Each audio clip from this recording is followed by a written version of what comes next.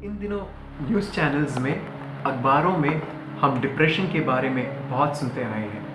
हालांकि ये कोई नई बीमारी नहीं है, लेकिन आज इसको हम शब्दों में समझा पा रहे हैं। डिप्रेशन के बहुत सारे कारण हो सकते हैं और बेशक बायोलॉजिकल फैक्टर्स जैसे जीन्स, प्रोटीन्स, माइक्रोमोलिकुलर एलिमेंट्स का बहुत असर पड़ता ही है, लेकिन ज़रूर बढ़ती और लंबी समय तक चलने वाली स्ट्रेस यानी मानसिक दबाव जो है डिप्रेशन का शायद बहुत बड़ा वजह बनता है।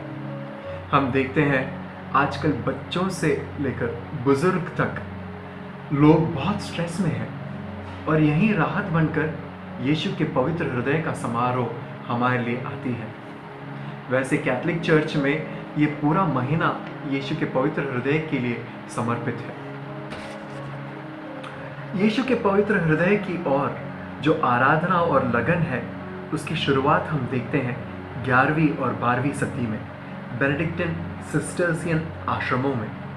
16 और 17वीं सदी में हम देखते हैं पवित्र हृदय की ओर आराधना बहुत फैल जाते हुए।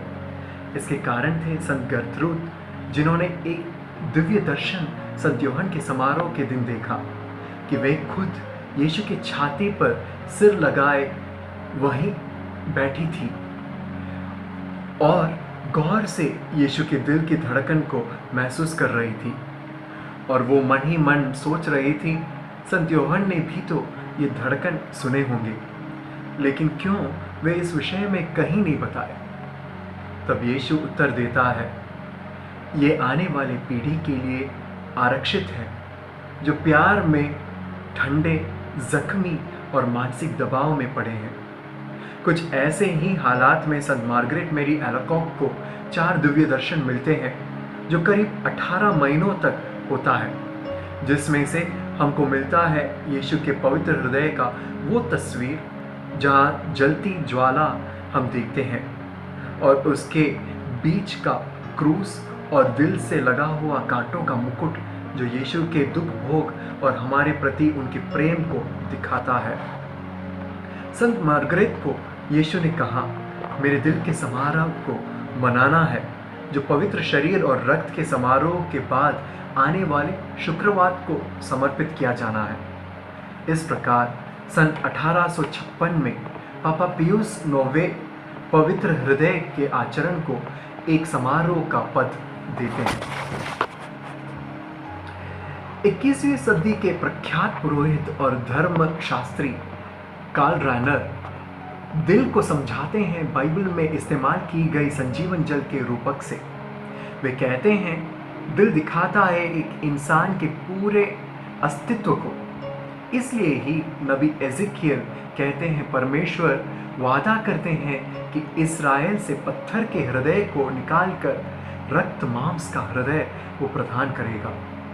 और संजीवन जल की नदी हम बहते हुए देखते हैं यूहन्ना के सुसमाचार में, जो आखिर में यीशु के सीने से बहती है लॉन्जिनूस के भाला मारने पर। और वहीं जख्मी लेकिन जलती अंगारे को छू कर विश्वास करने के लिए थॉमस को यीशु बुलाते हैं। दोस्तों, दिल वो अनोखा और अजीब सा मशीन है जो एक दिन करीब 1 लाख बार धड़कता है बिना कोई रुकावट के हमको जिंदा रखने के लिए। यीशु भगवान होने के नाते इंसान बनके इस दिल को लेता है जो 2000 साल पहले नहीं बल्कि आज भी हमारे लिए धड़कता है।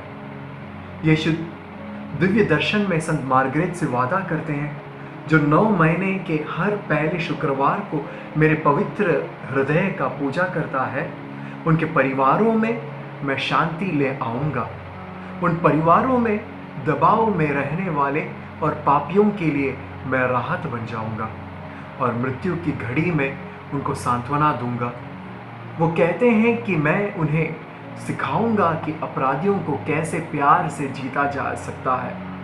पुरोहित जो इस पवित्र दिल के श्रद्धा में रहते हैं, उनके शब्द कठिन पापियों के दिल को पिघला देगा। दोस्तों, यीशु हमारे लिए तड़प रहा है, उसका दिल हमारे लिए धड़क रहा है।